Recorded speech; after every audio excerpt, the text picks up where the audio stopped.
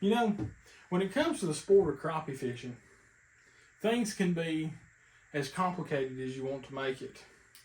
You can have 7 or 8 rods put together, which I have, and you can have a tackle box that you can't hardly tote, or you can make it really simple. The sport of fishing is very simple, and today I want to explain to you how I go about choosing my rods and how I go about choosing my tackle when it comes to fishing for crappie and panfish here in North Alabama. So the first thing I want to talk about is rod selection. When it comes to rod selection, you can go, my favorite is a light to ultralight rod when it comes to crappie and panfish. This one is actually, this one's a light with a moderate tip. You know, your bend starts way back. This is a favorite Dudok series, 5'8", super wimpy rod. I'm talking, you know, it's pretty wimpy. It's a little heavy, okay? Something, you know, but it's still, it's comfortable to hold all day, but it's a little short for most of my fishing that I do now, this 5'8". Okay, so this is probably the cheapest rod that I have currently. I don't have anything like Shakespeare or anything like that you buy at Walmart. I've had some of those and I've broke most of them, but I am fairly rough on my equipment. The next rod that I'll show you, this is a Duckett Crappie Slayer, 6'6", light action. Now this one has got a fast tip. Starts bending really fast right here. Right here's your bend. Okay, this has got a Duckett reel on it. Currently this one's set up to catfish. I'll do that with little small baits looking for channel cats just to make it more fun. But that's why you see what's on there. But this is a fantastic little crappie rod, and the reel, if you buy it as a combo, fantastic. Now, I will say, you do not have to spend a whole bunch of money to get into crappie fishing and panfish, brim, and things like that. But I will say, the more money you spend, normally, the better quality your rods and reels are going to be. And this is a fairly expensive rod. This is a sow belly rod made here in Huntsville, Alabama. Take that off there. This one, 6.5 foot long, ultralight, fast, wimpy rod. But because this is a very, very sensitive blank. I don't know where he gets his blanks, but the guy that makes these rods, he does a really good job selecting blanks. These are so sensitive, you can tell everything that's on the bottom with this rod.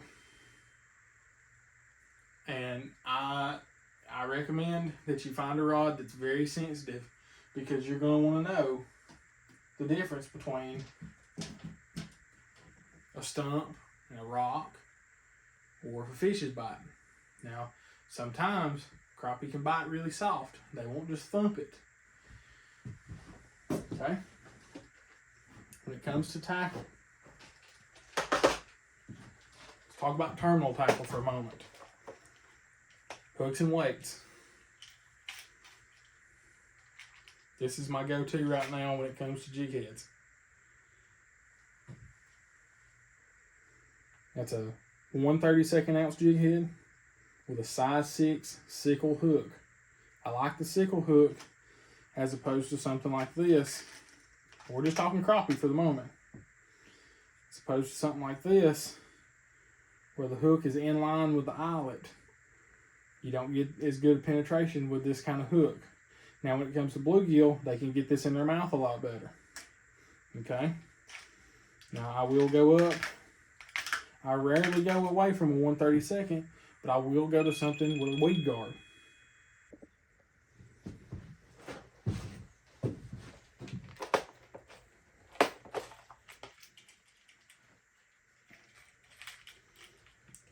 If you'll look in this box, you'll not see very much terminal tackle in here. There's a few small crankbaits I rarely ever throw. Most of my stuff is done on a jig or an underspin. Now this is a 1/32 ounce Roadrunner underspin. Okay. Every once in a while, you'll see me use a 1/16 ounce. I don't have any in this box right now, but sometimes if we're gonna fish deep water, we'll go to 1/16, usually still with a sickle hook, just for I like the shape of that hook. It seems like it gets in their mouth a lot better. Okay, and you can go all different ways. Crappie Magnet makes their own jig heads. I buy these at Walmart. You see, I got a bunch of them. Couple different colors. Got black, green, or chartreuse, and white. Usually, to me, jig head color doesn't matter that much. Sometimes on an underspin, you might change your head colors up a little bit. But most of the time on my jigs, I'm fishing something that's going to match up with the white, the chartreuse, or the black. Okay? Speaking of matching up to those jigs, we'll talk about soft plastics. You can go to natural colors like this. So of a tinted brown with a red fleck. Something like these little baits here. There's a guy local that custom makes these. These are called pot shots. Okay, that's very bright in sort of stained water. That stands out really well. Okay, you want to go to something that's super, super natural.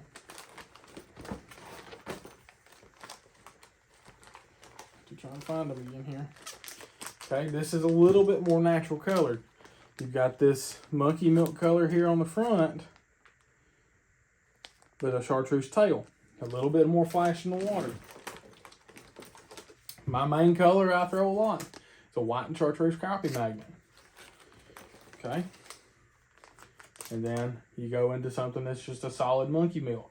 Super natural colors. Let's see. Looking for a Bobby Garland or two here. Here's a couple Bobby Garland baits. This is just the original baby shad. 2-inch solid body. Straight tail. You don't need a whole lot of action for a crappie to strike. Most of your crappie strikes are going to come on the fall or when you're bumping cover. Treetops, dock posts, in the crappie spawn, and maybe just jumping it over a rock. When it falls in front of them, you're looking for the reaction strike from a crappie, not from something vibrating through the water, usually. Okay? Looking for reaction. These are, this is the Big T Fry Series by Jinko Fishing. And this is called Blue Ice and Chartreuse. Another straight tail bait. Okay. A lot of that kind of stuff in here. Now, going into natural, really, really natural colors. Here on Gunnersville, we have a shad that will turn this nearly purple color. Really shiny silver, nearly purple. Okay, this is a monkey milk purple. That's what they call this. This is made by Demolition Baits. I've caught a lot of fish on this color when the shad's running. Especially around docks, bridge columns, things of that nature. This is where you're going to find them. If the water's clear and you get away with it, natural's always better. Now, the last and final piece to crappie fishing, one other option you have is hand-tied crappie jigs. These are tied more so like in fly fishing. They use the same kind of materials And I tie all these myself. These are, again, 1/32 ounce heads. This is a size 6 sickle hook. Okay. This is a 2-inch bait. Okay. And you can go different colors. I've got the golden chartreuse. This is called root beer float. It's root beer with a white tail. Again, white and chartreuse. Black, solid silver. You get an orange. That's your options when it comes to hand-tied jigs. It's, again, one of those things where, you know, sometimes the hand-tieds, they work better. My main reason for hand-tied, I'll use my soft plastics and try to get a pattern down. If I'm throwing and I want to change colors a lot, sometimes I don't take but 2 rods out on the boat with me, especially when I'm crappie fishing. If I'm by myself, 2 rods and that's it. So if I'm needing to change colors and really hunt fish, I'm throwing a soft plastic to start with, because if I want to change my colors up, I can do it quickly. Dig in a bag, change the color, keep casting. Okay, when I find a color that works, sometimes if they start to tear up my soft plastics too much and I'm having to change them too often, I'll go to something similar in a hand-tied, and that'll work. And then the hand-tied seem to last a lot longer, because when I tie these, they have super glue in them. They're not going to come apart. You know, if you get tied up in some grass, I don't have to fiddle with trying to take the grass loose. Knock it on the water, cast it back in there, and it just works. Okay?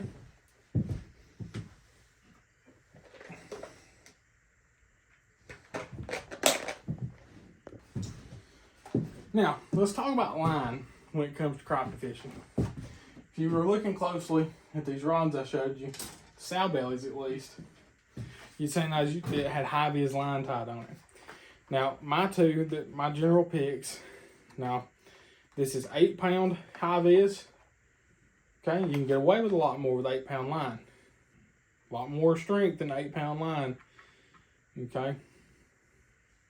Crappie are not line shy. Okay. This high-vis line, they're not worried about that. The point of this for me, using these spinning rods, sometimes if a crappie hits it on the fall, you're not going to feel it in the rod. But what you can do is you can watch your line, and you see the line jump as it's falling. And that's the only thing that's saving you, is being able to see your line tick when it comes as it's falling. Okay? You can get away with a lot more on 8-pound line. I use 8-pound line a lot when I'm live bait fishing for crappie. Generally speaking, this ducket rod is set up with 8-pound line and a slip cork for fishing with live minnows, because the chances of catching a larger fish on live bait is a little bit higher. Something like a 2 or 3 pound bass liable to take a hold of a small minnow, especially when it's very active. However, when it comes to my main crappie rods, okay, what we generally use is Mr. Crappie high-vis line in 4-pound. 4-pound test. Okay, and the reason for that is, the lighter your line is, the more castability you're going to get off these little rods with these little bitty light lures. There's times when you're fishing for crappie, especially from a boat, and you're fishing treetops, say fallen trees, treetops are in the water, right? You're going to want to stay as far away from that as possible, especially like me. I fish out of an aluminum boat. This, aluminum boat is going to make a little bit of racket. It's going to generate sound across the water. So the further away you can stay, especially in clear water, the better off you're going to be. So you're going to want the castability of this light line so you can cast these lures a little bit further. Okay? Now, will 8-pound line do okay? Sure. You can start with 8-pound line. You can stick with 8-pound line. And there's a lot of people that use 8-pound or higher. Some people will use 8-pound braid and then tie a leader on it. Either way, anyhow you want to do that, that's fine. But if I was going to recommend anything from my experience, 8 pound and 4 pound. This is the lines that I keep that I use for crappie. Okay.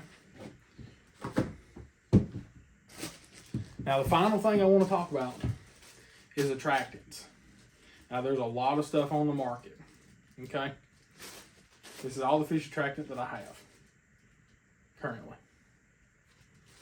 Pretty small amount. Okay. There's things that work. There's things that are out there. There's a lot of people pushing stuff on the market today. Crappie fishing is as simple as you want it to be. Okay. Now, the first one I want to talk about is this one.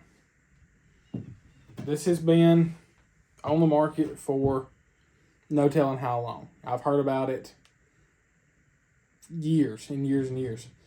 This is called slab sauce. Okay. Now this, it's a little oily when you put it on the baits. And it's a fish attractant. The main thing a lot of people use this for is to get the scent off their off the lures of their hands. Do I believe that in that? Yes. Do I think it's absolutely necessary? Not all the time. You can fish without attractants, and usually you'll catch just as many fish as you would with them.